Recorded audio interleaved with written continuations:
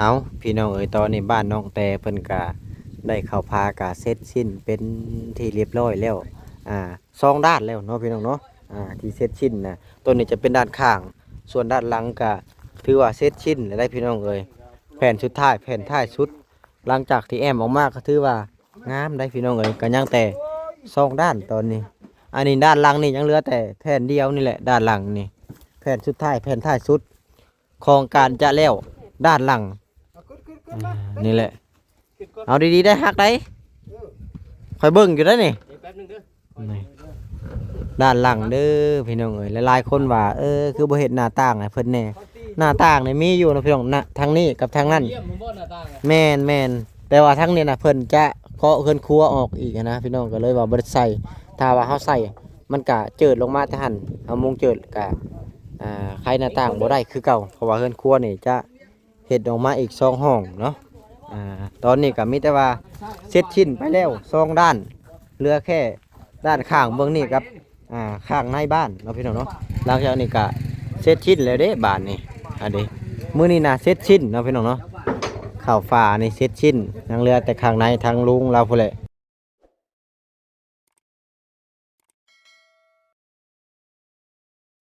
เอาพี่น้องเอ้ยซึ่งเปิดภาพมาตอนนี้ก็ยังอยู่บ้านของ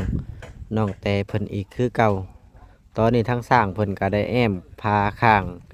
นี่ก็เสร็จสิ้นเป็นที่เรียบร้อยเนาะก็คือตอนนี้ทั้งสร้างเพิ่นก็จะได้ไปแอมอยู่ด้านหลังเนาะพี่น้องหลังจากที่แอมด้านหลังหลังจากที่แอมด้านหลังแล้วเพิ่นก็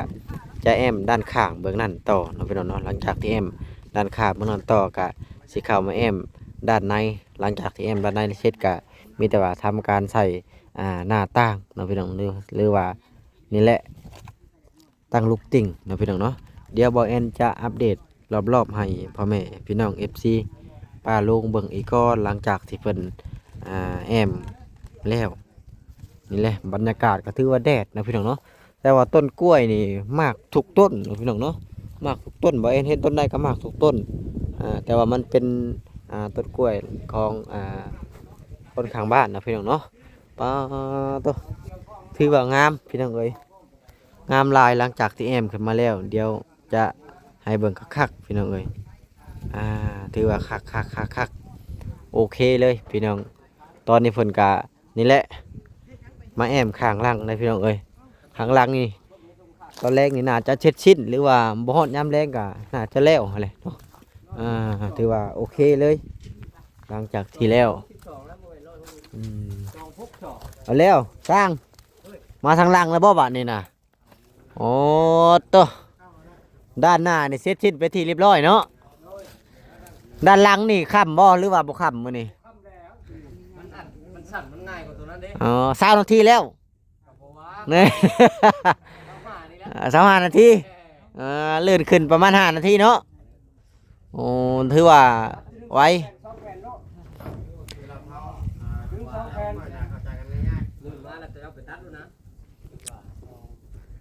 ตัดข้างหนึ่งก็ได้แหละข้างส้นเฮาก็เกียดเอาเลยหนังเกียดเอาเลยเห็นแบบนั้นก็ได้เห็นนะถือว่างามได้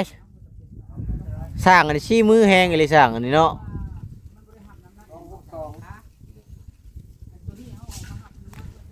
คักลาย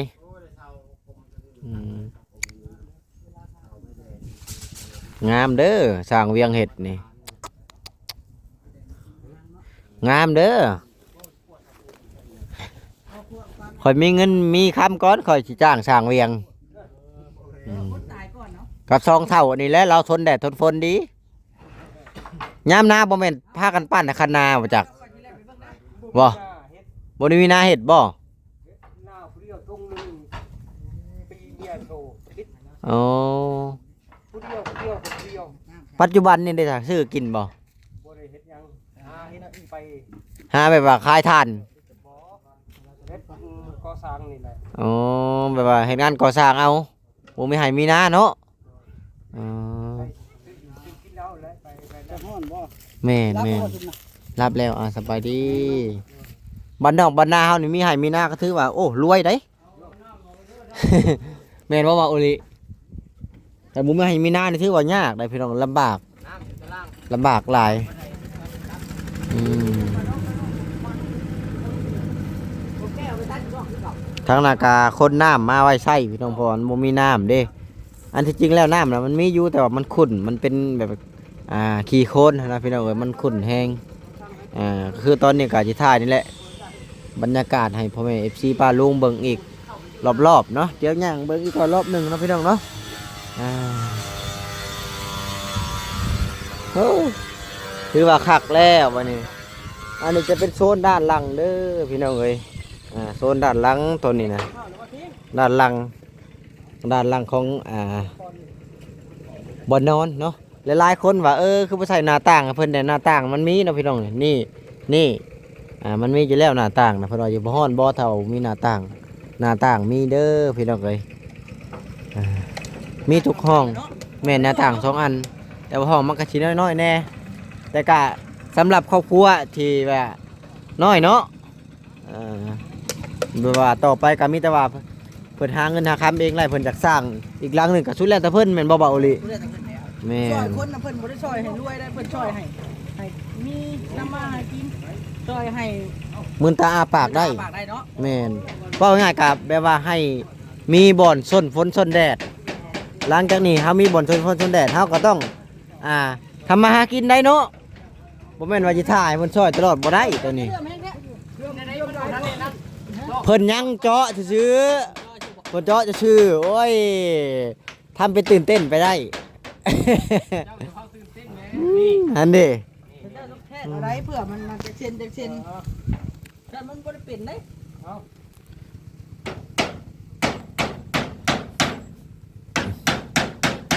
เฮ็ดให้ตื่นนี่สิก็ตื่นเบาอีหลีเนี่ยโอ้ยงามแฮงบัดนี่ฮะคักอีหลีมื้อนี้น่าจะเสร็จสิ้นอยู่พี่น้องเอ้ยถ่ายนี่เสร็จสิ้นมื้อนี้นะมื้ออื่นน่าจะได้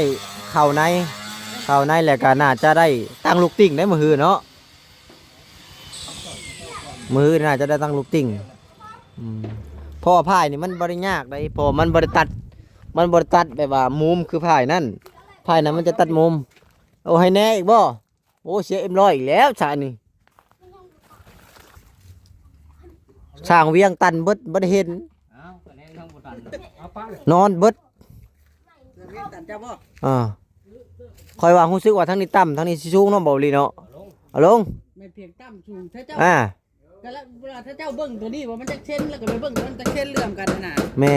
น จะเป็น อย่าตีกันได้อ้ายกับน้องอย่าตีกันได้คอยบ่ได้ห้ามเด้อ บ่ คนมานี่มันเรื่องจะเช่น เอาตอนนี้เบาลีกำลัง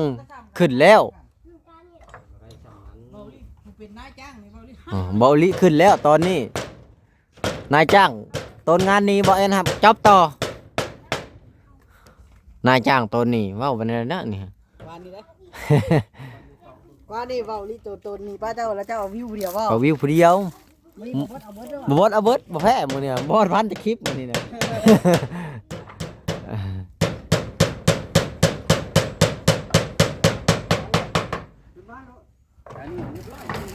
งามแฮง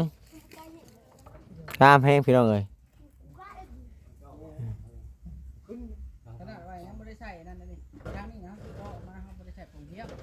เข้าใจได้ แม่น เวลาเขาหลังคาขึ้นไปแล้วมันตัดปงเทียมไปเลยไข่บ่ได้ มันก็คายบ่ได้คือเก่าเนาะ ตัวนี้นี่เขามันเป็นห้องหนึ่งไม่ได้ใหญ่มีแต่2 เมตรคูณ3นี่แต่ละห้องนะ แม่น 2 เมตรคูณ3แล้วเขาใส่ปงเทียมปงหนึ่งมันก็เกินพอแล้วเนาะบอกงั้นว่าที่ใช่ทางนี้คือกันบอกเลยนะมันจะแอมง่ายแต่ว่าบอกเลยว่าไว้ไข่เบิ่งปลาแก้วพร้อม ไปใช้ส่องเบิ่งเราเนาะ เหมือนกัน ความคิดดีแฮงนี่บ่เลยนี่บ่แม่นว่าอยากไปขอหน่อไม้นำเราบ่ บ่แล้วแต่ว่าบ่ความซื่อชาบอกงั้นเฮ็ดอีจังเฮาก็ปรึกษาผู้ใหญ่เพิ่นนั่นแหล้ว แม่นเพราะว่าเฮาก็ทำตามหน้าที่ของเพิ่นบ่แม่นว่าเฮาเฮ็ดโดยพละการเนาะ แม่ทีมงานเฮามันตรวจจัดอยู่แล้ว จนว่าสิเพชรไปผู้เดียวห่วยข่อยบ่ได้สั่งจะได้ให้ลือนั่นน่ะเนาะ ข้อยเห็นคอมเมนต์ในอันคลิปเจ้าอ่ะโอ้ยเบาลี่เฮ็ดตามใจแต่เบาลี่ผู้เดียว เจ้าก็น้อยใจบ่ ก็ เพราะว่าเฮาได้คุยกับผู้ใหญ่คักแล้วเด้ เพราะว่าเฮาก็เฮ็ดตามเจ้าของเงินเนาะ ก็แม่นอยู่ว่า FC น่ะเพิ่นอยากให้เฮ็ดหลายๆแบบหลายๆมุมเนาะพี่น้องแต่ว่าเฮาก็เฮ็ดตามจุดประสงค์เจ้าของเงินเด้อพี่น้องเอ้ยก็คือบ่สิแลเพิ่นว่าโอ้เฮ็ดใหญ่คือสิดีเพิ่นว่าเนาะก็คือเฮ็ดซำนี้ก็แบบว่าสำหรับบ่แอนก็คิดว่าพออยู่พอเซาแล้วซำนี้นะสำหรับความคิดของเฮาหั่นนะหลายๆคนก็ว่าโอ้น้อยแฮงคันเฮ็ด7x8นี่คือสิดีอยู่เพิ่นว่า จำเพื่อนเบาหลีเลย แต่อันนี้เท่าไหร่นี่ 4x6 4x6ก็ถือว่าเฮ็ดซำนี้ก็โอเคเนาะพี่น้องต่อไปเฮาก็แบบว่าสิเทพื้นแล้วก็จังสิเกาะเอามาพี่อีก เกาะเฮือนครัว เกาะเฮือนครัวเฮาก็ เฮ็ดห้องนอนห้องนึงทักนี้ โอ้ถือว่าโอเคเด้น่ะ เพราะว่าเฮาสิเกาะมันระดับ6เมตรแล้วนี่ อันนี้ เกาะมันสิเกาะออกมาน่ะมันรวมแล้วสิเป็น6x4คือเก่า อันนี้ก็ใหญ่เลยได้เนาะก็เฮ็ดอยู่เฮ็ดกินก็อยู่พื้นอยู่ตารางก็แบบว่านั่งเตียงมาสิแล้วเนาะ เฮ็ดสมมุติว่าเฮือนครัวเฮาสิอยู่ทางนี้ห้องนอนเฮาสิเอาไปทางนั้น เออ สิแบ่งครึ่งเลย ก็โอเคเลยเด้เนาะ แม่น แต่ว่าให้น้องสมมุติว่าน้องตุ๊กน้องติ๊กน้องมิกมาเนาะ แม่นแล้วก็คือนอนอยู่เทิงมันมี2ห้องนี่ ก็แบบว่าอาศัยให้ทั้งน้องเพิ่นได้มาพักมาเช้าเนาะพี่น้องเนาะ หรือว่าพอแล้วหั่นนะ แม่นผู้ใดก็ได้ให้เลย เอาเอ็นก็ได้บ่หรือว่าบอสก็ได้บ่ บ่แอนนี่เฮาทำหน้าที่เช็ดที่เฮาก็มาเด่นชื่อ บ่แม่นว่าไปนอนเผาแบบว่าเขาตลอดนะ บ่แล้วพาจะไปเผาขนาดนั้นเนาะก็มีแต่ว่าอัปเดตเล็กๆน้อย ญาติว่าไปนอนเผาแล้วจนเขารำคาญเขาไล่หนีบ่หนี ๆ นะ บ่แม่นช่างเวียงได้ แถวเลี้ยงบ่เห็นไว้นะ ช่างเวียงก็จักเผานี่จนให้มาแต่ละเทื่อ ว่าเด้อแล้วเพิ่นสิเผาเฮือนหลังนั้นช่างเลี้ยงบัดเจ้าของเฮือนหลังนั้นมา โอ้ ชาวเทืองนั่นดิ โอ้ ผมค่อยมีความหมายค่อยบอกเมียค่อยว่าเดี๋ยวไปเฮ็ดคนไก่ตัวไหนเฮ้ย เราหยอกกันพี่น้องเอ้ยตอนหยอกก็หยอกตอนจริงจังก็จริงจังเฮ็ดคลิปมันต้องมีรายระบบเนาะพี่น้องเนาะ เบาลีว่านะเฮาเฮ็ดทั้งเทิงแล้วใช้ลูกตอกลูกติ่งถ้าชอดถ้าสีทั้งเทิงแล้วเฮาจัง เทพื้น เฮ็ดทั้งล่าง เพราะว่าเฮาอยากให้มันสะอาดทั้งเทิงแล้วจังลงมาทั้งล่างมันจังบ่มีขีดคุยคูลงมาใส่ปูนเด้ แม่นเด้ แต่ว่า แม่น ดีบ่ค่อย แพทย์ดีแฮง จุมกับผู้ใหญ่เพิ่นไว้วางใจเลย แม่นโอ้ใกล้สิแล้วแล้วนั่นยังจักแพทย์น่ะ2แพทย์นั่นเนาะ นั่น โอ้ แผ่นเดียวก็ได้เว้ย ทั้ง2แผ่นน่ะไล่มันได้2แผ่นโลด บ้าเขาบอก บากหัววงกบหลุมวงกบถึงพอ บ้านี่เนาะ แม่น เนาะ แม่น มันได้ชงแห่เนาะได้ ให้มันได้2แผ่นแล้วพอเลยนะบ่ให้มันได้3ให้มันได้แต่2 มัน40เซนหนึง นั่นแหละให้มันได้แต่2ถ้าแผ่นหนึงพอบ่ถึงได้ ไปยืนตรงเยี่ยมน้ำบ่ดูไปแล้วเนาะ งามอยู่ใช่เนาะใช่มาตรฐานช่างเนาะ แม่นงามแฮง ใครคิดว่าเข้าพานี่จนบ่แนบข้างก็ได้ปกติ ปกติมันต้องใส่เส้นเนาะ แต่ว่าเขาแนบแล้วได้นี่ อืม เขาต้องได้แนบได้นี่ แม่ ข้าง แม่ นะบ่แม่นเก็บขอบเหลี่ยมนะ อ๋อแนบบ่ให้มันเห็นบ่ แน่น อืม ให้มันละเอียดเลยนะกันได้เห็น แบบบ่ให้มันเห็นแบบหูเลย แม่น ป้าไปให้ล้มเข่าแหน่เห็นว่าก็ได้ บ่แล้วเกียร์แลนด์นะเนาะ ขี้เกียจบ่มีบนชนได้ เอาบ่แม่นเดี๋ยวข่อยสิขอตัวก่อนเด้อบัดนี้ โด ข่อยไป ยโดยโดย อันไปเวียกอีกแล้วได้ เมื่อแล้วบ่ ไว้ให้เจ้าเอาวิวเพียวอีกแล้วได้ เมื่อบ่บอสบ่มือ โอ้ยบ่ได้เด้อ บ่ เจ้า ได้บ่บอสบ่มือ เอาแค่เจ้าคุมงานแท้สร้างเวียงนี่เด้อ โนเดี๋ยวค่อยถ่าย FC เพิ่นเบิ่งต่อ สร้างเวียงคุมงานสร้างเวียงนี่เด้อถ้าเราเห็นบ่คิดรักบ่งามเด้อ ทางเวียงนี่แล้วโอ้เมาเอ็นมานี่ถ่ายเบดทุกซอกทุกมุมเราอ่ะ เราให้เจ้าบ่ ให้คอยอีกมื้อเช้านี่ถ่ายคักโพดเพิ่นว่า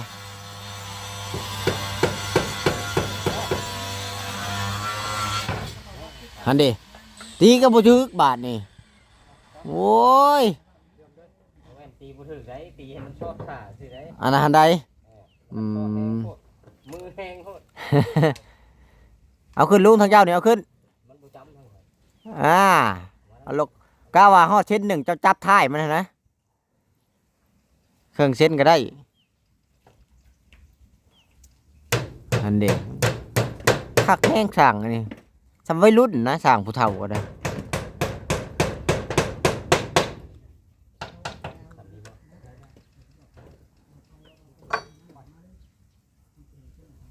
ตั้งตึกไปต่อคือเอาดูได้ต่อเป็นกระปูซ่อนคือมันง่าย เบิ่งดูเบิ่งนะเจ้ากล้ามันเชิงก็ได้สั่งเวียงเวลาชุเจ้าปาดหัวมันสิง่ายได้น่ะ พอพี่ยังทันเรื่อม พอดีบ่ อืม เริ่มได้นี่ เอาเริ่มดุ้มๆนะ เย็นวานพอดีกระเทินเนาะ นี่เสมอกันเลย คันว่ามันเสมอก็โอเคมันจังเหลื่อมลงมาปกหัวมันกบปึ๊บเลย เอาอันนั้นชอดเดี๋ยวซื้อได้รู้เว้ย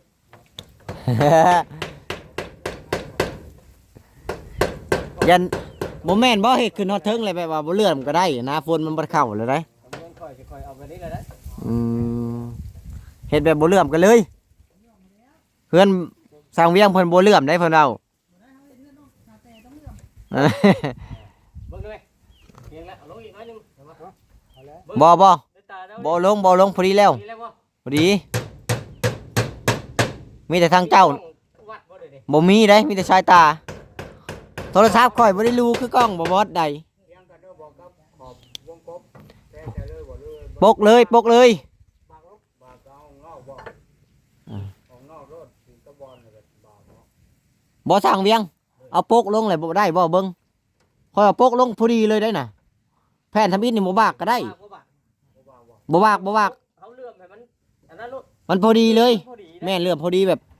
เป๊ะๆเลย เขาเลื่อมกลายมานี่แต่มันพอดีเลย แม่นเอาขึ้นมาแผ่นยาวเลย เขาสิมาตัดต่อใส่ดิไปพุ่นมันก็รุดลายมันแล้วมันบ่ถึงมันบ่ถึงเลยมู่อยู่พุ่นเด้ ได้ต่อเลย แห่นี่แล้วแห่นี่ก็เป็น อ๋อ ต้องต่อหลายๆแล้วมันจังคือซะ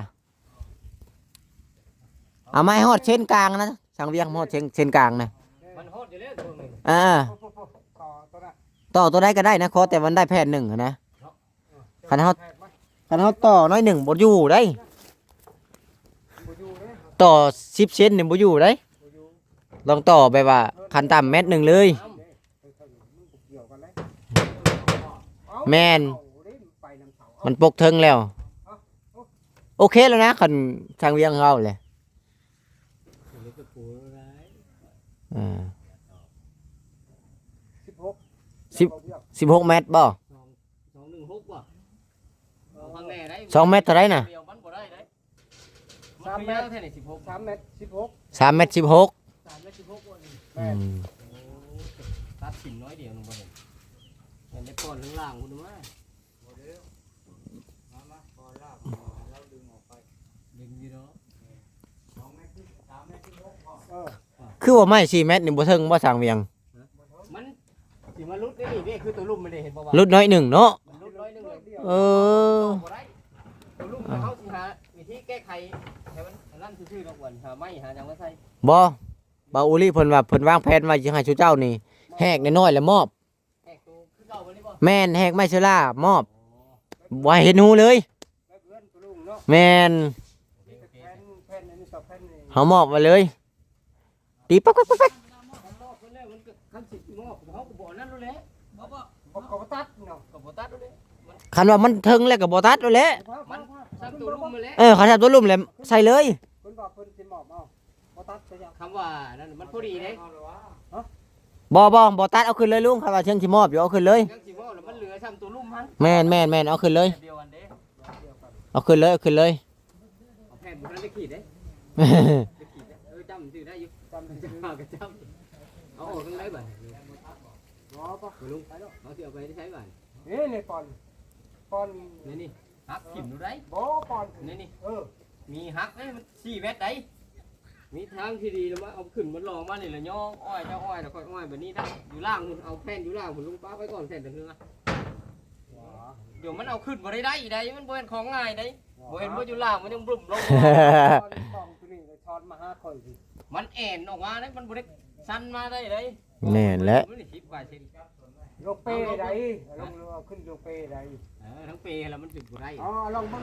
เอาลองเบิ่งค่ะลองเบิ่ง จับซอยแล้วเอาเนาะน้องมึงมีส่วนอยู่เอาปองนี่ได้ปองลูกข่อยได้ตับหาเจ้าแน่ก็บอกขึ้นเทิงลูก ปอนลง ลุงเจ้าก็บอกขึ้นเทิงแค่พีอยู่ข้างในนี่มันยังบ่ได้เด้อพี่น้อง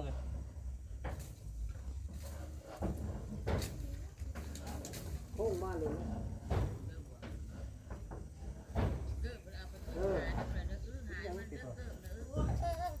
จับชนหนึ่งแล้วก็จอด แดดแห้งพี่น้องเอ้ยเอาเดี๋ยวบ่แอนสิย่างรอบๆก่อนเพราะว่ายังแผ่นสุดท้ายเด้ตัวนี้หลังจากนั้นก็ ใกล้จะเสร็จชิ้นเลยได้ฮะมียังบ่โอลิเป้างามแฮงพี่น้องเอ้ยงามแฮงมีแต่ว่ายังเหลือแต่สองด้านเด้อบัดนี้สองด้านนี่ก็เสร็จชิ้นไปเป็นที่เรียบร้อยแล้วเดี๋ยวให้เบิ่งโซนทางหน้าอีกโซนทางหน้าเนาะอันนี้จะเป็นข้างโต๊ะบ้านพี่น้องเอ้ยข้างโต๊ะบ้านก็ถือว่าโอเคหลายโอเคแบบสักกะแลตเลย เอา เจ้า ใส่แบบนี้เลยบอกเอ็น กับคันใดไปสิก็งามได้ เอาแบบนี้เลยเนาะ แม่น กาดได้ FP นะ นี่ บอกเลย คันใดไปสิเลยก็งามบ่พี่น้องก็มีแต่คอมเมนต์เข้ามาเด้อคอมเมนต์ว่าบ่พอใจก็สิเปลี่ยนให้ พอหยอก FC นะพี่น้องก็มีแต่ว่าพุ่นแหละเฮาก็เปลี่ยนให้เพิ่นคือการขึ้นชั่วคราวก็โอ้บ่แม่นว่ากุ้มนี่ห่วยจนลืมพุ่นแหละนี่ก็ได้งามแฮงขึ้นมาเบิ่งเทิงงามแฮงผู้แล้วสองด้านแล้วได้พี่น้อง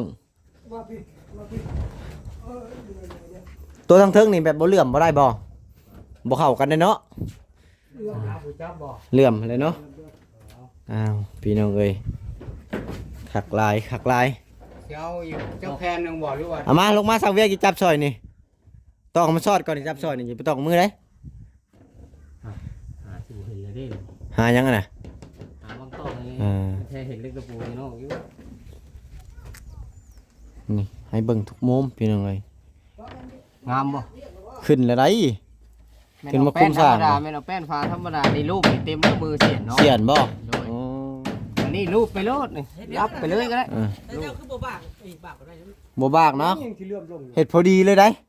ในขี้เหลื่อมลงมาอยู่ได้เบาอลิอันนี้ยังบ่ทันเหลื่อมได้นี่น่ะ ต้องไว้ชื่อบ่ ตอกให้มันซอดจะเสือค่อยโลด ตอกให้มันช็อตแผ่นเป็นสุรานี่บ่ แม่นให้มันซอดซื่อ พวกหันที่เจ้ากลุ่มให้ข่อยข้างล่าง ๆเอาบ่เสือก็ให้ช่างเวียกมาเลย ให้ตัวเอง ไปโลดเลยบ่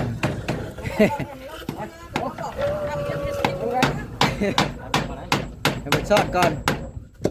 ให้มัน เอาเดี๋ยวจิจับซอยเพิ่นก่อนพี่น้องเอาพี่น้องเอ้ยตอนนี้ก็แล้วเสร็จสิ้นไปซองผ่ายแล้วเนาะเอาสำหรับคลิปนี้ก็บ่มีหยังหลายเด้อพี่น้องเอ้ยก็ขอตัวจบคลิปก่อนไว้พบกันคลิปหน้าคลิปใน EP หน้า EP หน้าจังว่ากันใหม่เนาะสำหรับ EP นี้ก็แอมพากันแล้วเป็นที่เรียบร้อย2ด้านแล้ว ยังเหลือด้านหนึ่งกับด้านนี้ จองแพทย์ได้คลิปหนึงบ่ แม่นเด้อ ไปบ้านไปทางโน้นกันเด้อวันนี้เด้อ ไปยังนะฮะ มีภารกิจอีกบ้าน ไปซื้อยังนะ ฮะ ไปซื้อยังนะ เดี๋ยวไปพังในคลิปเลยแล้วกัน สระบอกก่อนนะป้าบอสเราไม่มีโทรศัพท์ไปดองหน้าไปแล้ว เจ้าซอยช่างเวียนทางนี้เด้อ ขอจะไปบอกผู้รับก่อนบ้านนี่ลุงบ่าวโอลิสิไปเฮ็ดห้องน้ำให้เจ้า ดีใจบ่ โอ้ดีใจแล้ว ให้นะแม่ ให้อยู่ในหัวใจ ให้ในใจบ่โอ้ให้ในใจบ่คักปานใดแหละ ให้หัวใจ ให้อยู่หัวใจผู้ลุบเอากระสันกับขอตัวจบคลิปก่อนเด้อพี่น้องเอ้ย